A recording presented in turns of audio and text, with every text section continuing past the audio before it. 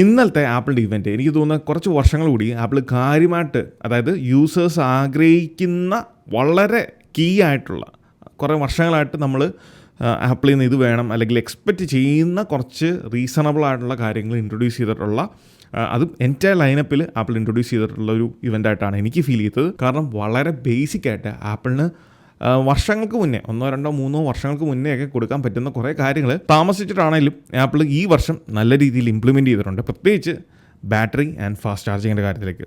So ആദ്യം തന്നെ നമുക്ക് ഐഫോണിൽ നിന്ന് തുടങ്ങാം.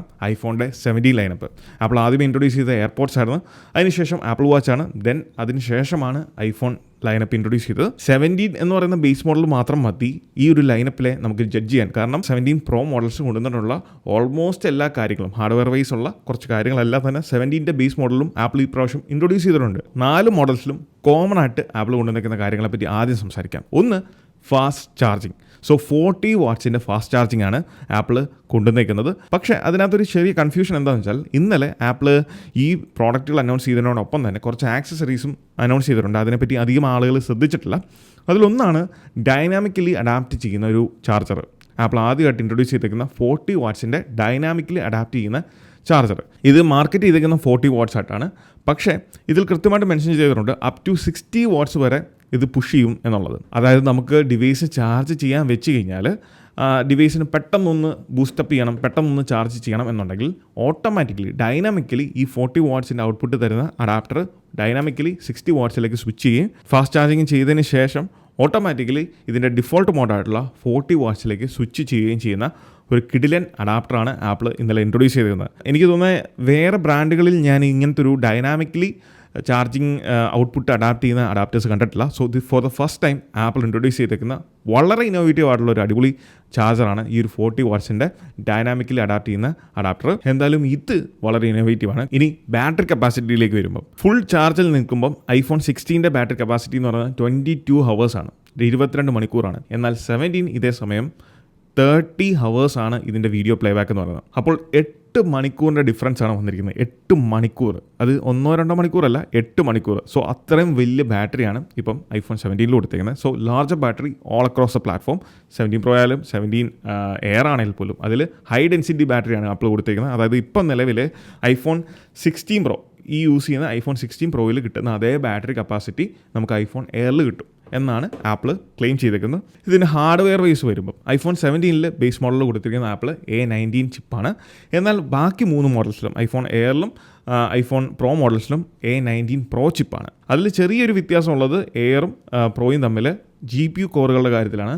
എയറിൽ ഒരു GPU കോർ കുറവാണ്, 5 GPU കോറാണ്. എന്നാൽ പ്രോയിൽ 6 GPU കോറുണ്ട്. അത് ഇമ്പാക്റ്റ് ഉണ്ടാക്കുമോ എന്ന് ചോദിച്ചാൽ ഹൈ ഗ്രാഫിക്സ് ഡിമാൻഡിങ് ആയിട്ടുള്ള എന്തെങ്കിലുമൊക്കെ കാര്യങ്ങൾ ചെയ്യുമ്പോൾ മാത്രം ചെറിയൊരു വ്യത്യാസം പ്രോയും എയറും തമ്മിലുള്ള കാണും എന്നേ ഉള്ളൂ. അല്ലാതെ ബാക്കി എല്ലാ കാര്യങ്ങളും സെയിം തന്നെയാണ്.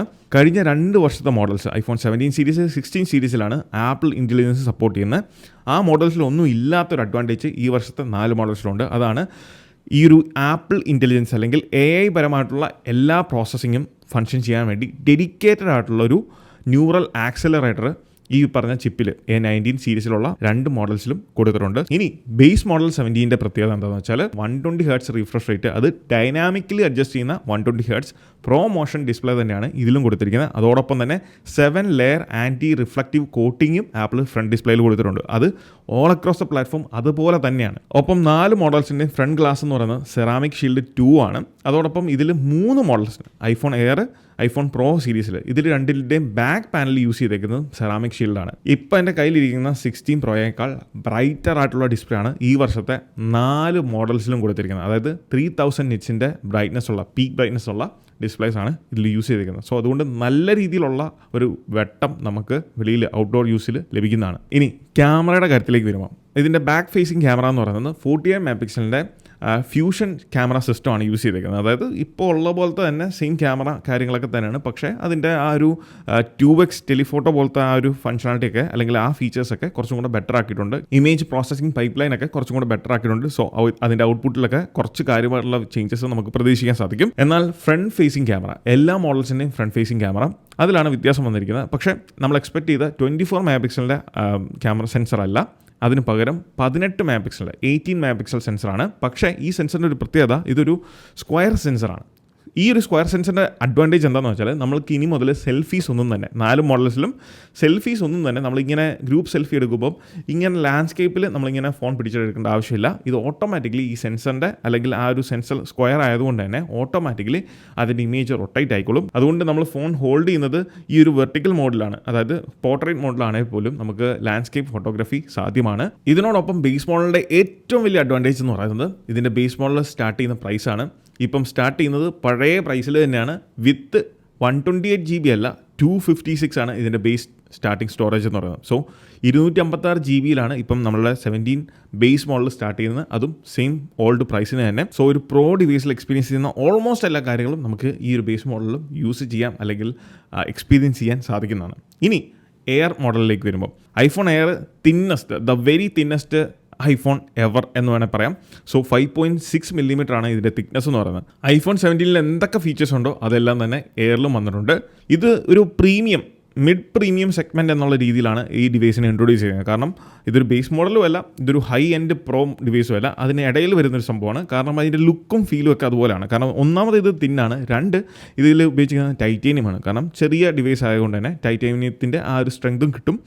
പക്ഷേ ഇതിൻ്റെ സൈഡ് ബെസൽസ് എല്ലാം പോളിഷ്ഡ് ആണ്. സ്റ്റെയിൻലെസ് സ്റ്റീൽ യൂസ് ചെയ്തേക്കുന്ന പോലത്തെ ഒരു ഫീലിംഗ് ആണ് വരുന്നത്. പക്ഷേ അത് ടൈറ്റേനിയമാണ്, ആക്ച്വലി പോളിഷ്ഡ് വേർഷനാണ്. സോ അതുകൊണ്ട് ഒരു പ്രീമിയംനെസ് ആണ് ഫീൽ ചെയ്യുന്നത്. ആപ്പിൾ ഇന്നലെ ലോകത്തെ ഞെട്ടിച്ച ഒറ്റൊരു കാര്യം എന്ന് പറയുന്നത് ഈ ഒരു ഐഫോൺ എയറിൻ്റെ എഞ്ചിനീയറിംഗ് മികവാണ്. അതായത് നമ്മൾ ക്യാമറ ബമ്പ് എന്ന് പറയുന്ന ബാക്കിൽ കൊടുത്തിരിക്കുന്ന ആ സംഭവം നമ്മൾ പലരും ഇതിനെ കളിയാക്കിയിട്ടുണ്ട്.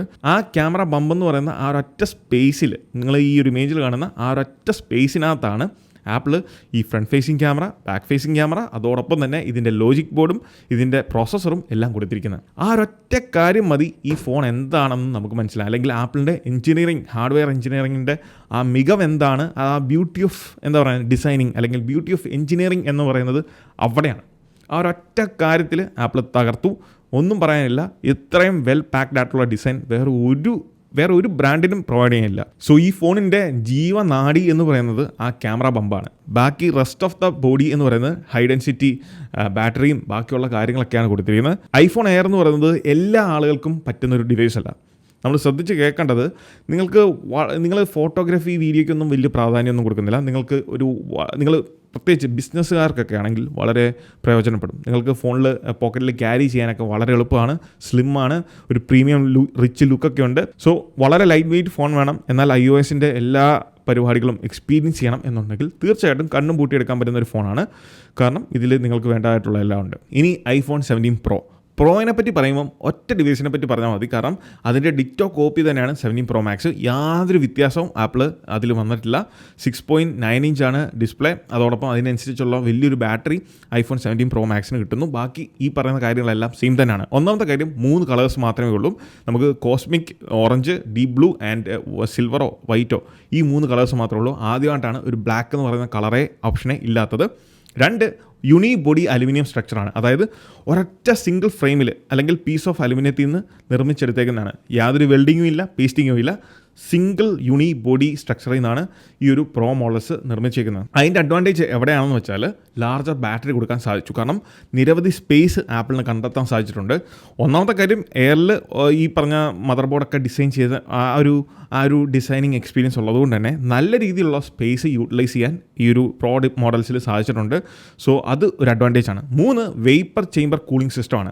അതായത് for the first time apple ആദ്യമായിട്ടാണ് ആ ഒരു ഹീറ്റിംഗ് എന്നുള്ള പ്രോബ്ലത്തിനെ തടയാൻ വേണ്ടി വേപ്പർ ചേംബർ കൂളിംഗ് സിസ്റ്റം ബിൽറ്റിനായിട്ട് ആ ഒരു മദർ ബോർഡിലേക്ക് പേസ്റ്റ് ചെയ്തേക്കുന്നത്. സോ നല്ല രീതിയിലുള്ള തെർമൽ മാനേജ്മെൻറ്റ് നമുക്കിതിൽ പ്രതീക്ഷിക്കാൻ സാധിക്കും.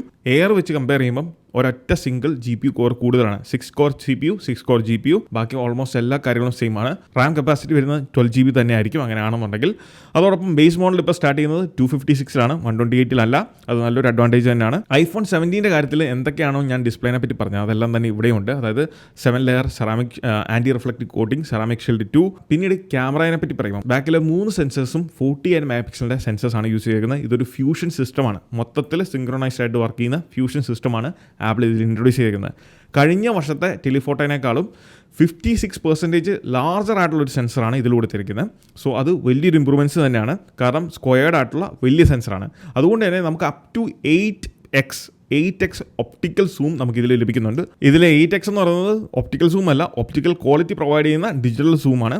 സോ 5x വരെയാണ് ഇതിൻ്റെ ഒപ്റ്റിക്കൽ സൂം. ബാക്കിയുള്ള 8x എന്ന് പറയുന്ന ആ ഒരു അഡീഷണൽ ഓപ്ഷൻ കൂടെ ഇതിൽ കൊടുത്തിട്ടുണ്ട്. ഈ സൂം ക്വാളിറ്റി എന്ന് പറയുന്നത് നല്ലതായിട്ട് ഇമ്പ്രൂവ് ചെയ്തിട്ടുണ്ടെന്നാണ് അറിയാൻ സാധിച്ചത്. കാരണം ഈ ഒരു ഇമേജിൽ കൃത്യമായിട്ട് ഐസ് യൂണിവേഴ്സ് മെൻഷൻ ചെയ്തിട്ടുണ്ട്. 40x സൂമിൽ പോലും നല്ല രീതിയിലുള്ള S25നേക്കാൾ ബെറ്റർ ആയിട്ടുള്ള ഇമേജസ്, സൂം ക്രോപ്പ് ചെയ്തിട്ടുള്ള ഇമേജസ് എടുക്കാൻ സാധിക്കുന്നുണ്ട് എന്ന് പറഞ്ഞിട്ടുണ്ട്. സോ അതൊരു പോസിബിലിറ്റിയാണ്, നല്ല രീതിയിലുള്ള ഒരു ഔട്ട്പുട്ട് നമുക്ക് ലഭിക്കാനുള്ള. കാരണം ആപ്പിൾ നല്ല രീതിയിൽ ഇതിൻ്റെ ഇമേജ് പ്രോസസ്സിംഗ് പൈപ്പ് ലൈൻസ് എല്ലാം റീവർക്ക് ചെയ്തിട്ടുണ്ട്. സോ ആ ഒരു അഡ്വാൻറ്റേജ് എന്തായാലും നമുക്ക് എക്സ്പെക്റ്റ് ചെയ്യാൻ സാധിക്കും. ബാറ്ററി ചാർജിങ് വൈസ് ആപ്പിൾ തകർത്തിട്ടുണ്ട്. അതോടൊപ്പം തന്നെ സിനിമാറ്റിക് മോഡിന് അഡ്വാൻറ്റേജസ് കൂടിയിട്ടുണ്ട്. ജെൻ ലോക്ക് എന്ന് പറയുന്ന കുറച്ച് ഫീച്ചേഴ്സ് വന്നിട്ടുണ്ട്. ഫിലിം ഇൻഡസ്ട്രിയിലൊക്കെ വർക്ക് ചെയ്യുന്നവർക്ക് തീർച്ചയായിട്ടും ഭയങ്കര വലിയ അഡ്വാൻറ്റേജസും, കളർ ഗ്രേഡിങ്ങിനുള്ള ലോഗോ ഓപ്ഷൻസ്, അങ്ങനെയുള്ള നിരവധി ഓപ്ഷൻസ് ആപ്പിൾ കൊണ്ടുവന്നിട്ടുണ്ട്. സോ ഇപ്പം ബേസ് മോഡൽ സ്റ്റാർട്ട് ചെയ്യുന്നത് തന്നെ 256 പ്രൈസിലും യാതൊരു വ്യത്യാസമില്ല. ഈ പറഞ്ഞിട്ടുള്ള ആപ്പിൾ ഇൻട്രൊഡ്യൂസ് ചെയ്തിട്ടുള്ള ഒരു ഡിവൈസിൽ പോലും പ്രൈസ് ഇൻക്രീസ് വന്നിട്ടില്ല എന്ന് വേണം പറയാൻ. 2 എയർപോർട്സിൻ്റെ കാര്യത്തിലേക്ക് വരുമ്പോൾ എയർപോർട്സ് നല്ല രീതിയിലുള്ള ഇമ്പ്രൂവ്മെൻറ്റ്സ് ആണ് കൊണ്ടുവന്നിരിക്കുന്നത്. Design wise first of all കേസിൻ്റെ ഡിസൈനിലും മാറ്റം വന്നിട്ടുണ്ട്. ഓരോ ബഡ്ഡുകളുടെ കാര്യത്തിലും മാറ്റം വന്നിട്ടുണ്ട്. ഡിസൈൻ കംപ്ലീറ്റ്ലി ചേഞ്ച് ചെയ്തിട്ടുണ്ട്. കുറച്ചും കൂടെ വൈഡർ ആൻഡ് ടോളർ ആയിട്ടുള്ള ഒരു കേസാണ് ആപ്പിൾ കൊണ്ടുവന്നിരിക്കുന്നത്. അൾട്രാ ലോ നോയ്സ് മൈക്രോഫോൺ കൊണ്ടുവന്നിട്ടുണ്ട് ഫോർ ബെറ്റർ നോയ്സ് ക്യാൻസലേഷൻ. കാരണം ആപ്പിൾ തന്നെ ക്ലെയിം ചെയ്യുന്നത് കഴിഞ്ഞ വർഷത്തെ എയർപോർട്സ് പ്രോ 2 ടൈംസ് ബെറ്റർ ആയിട്ടുള്ള നോയ്സ് ക്യാൻസലേഷനും 4 ടൈംസ് ബെറ്റർ ആണ് ഫസ്റ്റ് ജനറേഷനേക്കാളും. ഇതിൽ ഏറ്റവും ഹൈലൈറ്റഡ് ആയിട്ടുള്ള ഒരു കാര്യം എന്താണെന്ന് വെച്ചാൽ ഹാർട്ട് റേറ്റ് സെൻസറാണ്. നമുക്ക് ഹാർട്ട് റേറ്റ് മോണിറ്റർ ചെയ്തുകൊണ്ടിരിക്കും. എസ്പെഷ്യലി നമ്മൾ വർക്കൗട്ട് ചെയ്യുന്ന ടൈമിൽ, അതല്ലാതെ നമ്മൾ എപ്പോഴൊക്കെ നമ്മളുടെ ബഡ്ഡുകൾ ചെവി വെക്കുന്നു അപ്പോഴെല്ലാം നമ്മുടെ ഹാർട്ട് റേറ്റ് സെൻസ് ചെയ്തുകൊണ്ടിരിക്കും. ഇതിനോടൊപ്പം തന്നെ ലൈവ് ട്രാൻസ്ലേഷൻ ഫീച്ചറും ആപ്പിൾ ഇന്നലെ റിലീസ് ചെയ്തിട്ടുണ്ട്. അത് ഫേംവെയർ വൈസ് കൊണ്ടുവന്നിരിക്കുന്ന ഒരു മാറ്റമാണ്. കാരണം എയർപോർട്സ് പ്രോ 3rd ജനറേഷൻ മാത്രമല്ല, നിലവിലുള്ള എയർപോർട്സ് പ്രോ 2nd ജനറേഷൻ, അതോടൊപ്പം തന്നെ എയർപോർട്സ് 4th ജനറേഷൻ, അതും വിത്ത് ആക്റ്റീവ് നോയ്സ് ക്യാൻസലേഷനുള്ള ഈ 2 മോഡലുകൾക്കാണ് ആപ്പിൾ ലൈവ് ട്രാൻസ്ലേഷൻ ഫംഗ്ഷനാലിറ്റി കൊടുത്തിരിക്കുന്നത്. കംഫർട്ടിനും ഫിറ്റിനും വേണ്ടി ഇനി മുതൽ 5 ഡിഫറെൻറ്റ് സൈസിലുള്ള ഇയർ ടിപ്പുകൾ കൊടുക്കുന്നതായിരിക്കും. ആ ഒരു ടിപ്പ് ഉണ്ടാക്കിയിരിക്കുന്ന ഫോമിനകത്തും ആപ്പിൾ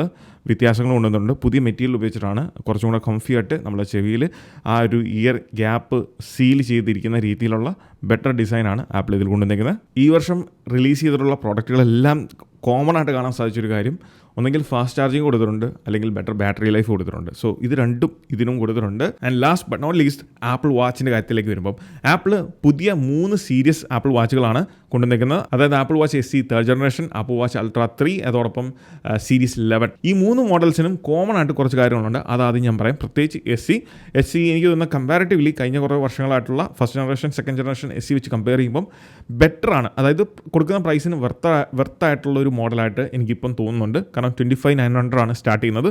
11 സീരീസിലും അൾട്രയിലും വളരെ മീഡിയോക്കർ ആയിട്ടുള്ള ചേഞ്ചസ് ആണ് വന്നിരിക്കുന്നത്. വലിയതായിട്ട് എടുത്തു പറയേണ്ട കാര്യങ്ങളൊന്നുമില്ല. അതിനകത്ത് ഇപ്പം OS വൈസ് നമുക്ക് സ്ലീപ്പ് സ്കോർ എന്ന് പറയുന്ന ഒരു ഫംഗ്ഷനാലിറ്റി കൊണ്ടുവന്നു. അതോടൊപ്പം ഹൈപ്പർ ടെൻഷൻ, സ്ലീപ്പ് എപ്നിയ, ഇതിനെല്ലാം അഡീഷണൽ നോട്ടിഫിക്കേഷൻ അല്ലെങ്കിൽ അതെല്ലാം ഡിക്റ്റേറ്റ് ചെയ്യുന്ന കുറച്ച് ഫംഗ്ഷനാലിറ്റീസും നമുക്ക് ഇതിൽ കൊണ്ടുവന്നിട്ടുണ്ട്. എലോങ് വിത്ത് 5Gയുടെ പുതിയ മോഡവും ആപ്പിൾ വാച്ചിൽ കൊണ്ടുവന്നിട്ടുണ്ട്. സോ 5G ഇനി മുതൽ സപ്പോർട്ടഡ് ആണ്. അതും 3 മോഡൽസിലും 5G സപ്പോർട്ടഡ് ആണ്. ഇതിനുപരി ആപ്പിൾ വാച്ച് അൾട്രാ 3 കൊണ്ടുവന്നിരിക്കുന്ന അഡ്വാൻറ്റേജ് സാറ്റലൈറ്റ് കണക്ടിവിറ്റിയാണ്. സോ ആപ്പിൾ വാച്ച് ഉപയോഗിച്ചുകൊണ്ട് നമുക്ക് സാറ്റലൈറ്റ് ത്രൂ കണക്ട് ചെയ്യാനും അതിലൂടെ നമുക്ക് എമർജൻസി സർവീസസുമായിട്ട് കോൺടാക്ട് ചെയ്യാനും അല്ലെങ്കിൽ ടെക്സ്റ്റ് ചെയ്യാനും എല്ലാം സാധിക്കുന്നതാണ്. അത് വലിയൊരു അഡ്വാൻറ്റേജ് തന്നെയാണ് തീർച്ചയായിട്ടും. സോ ഈ വർഷത്തെ ആപ്പിളിൻ്റെ ഇവൻറ്റ് മികച്ചൊരു ഇവൻറ്റ് തന്നെയായിരുന്നു. നല്ല മോഡൽസും നല്ല യൂസേഴ്സിന് ആവശ്യമുള്ള കുറേ ഗുണങ്ങളുള്ള കാര്യങ്ങളെല്ലാം ആപ്പിൾ കൊണ്ടുവന്നിട്ടുണ്ട്. അപ്പോൾ ഇതെല്ലാമാണ് ആപ്പിളിൻ്റെ പുതിയ റിലീസുകൾ. അപ്പോൾ ഇതുപോലത്തെ ഇൻഫോർമേറ്റീവ് ആയിട്ടുള്ള ആപ്പിൾ റിലേറ്റഡ് കണ്ടൻസിന് നമ്മുടെ ഇൻസ്റ്റാഗ്രാം പേജും യൂട്യൂബ് ചാനലും മറക്കാതെ ഫോളോ ചെയ്യുക. So this is Milan. Catch you guys next one. Until then, peace.